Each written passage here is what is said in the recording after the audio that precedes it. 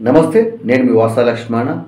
తెలంగాణ జాతిపిత ఆచార్య కొండలక్ష్మణ బాపూజీ గారి త్యాగాలను గుర్తిస్తూ బాపూజీ గారి ఉద్యమ స్ఫూర్తిని గౌరవించి భారత ప్రభుత్వము బాపూజీ గారికి భారతరత్న ఇచ్చే విధంగా ఈ విషయం ప్రభుత్వం దృష్టికి తీసుకెళ్ళాలి అనే ఆలోచనలో తెలంగాణ మేధావర్గం ఉన్నది మిత్రులారా.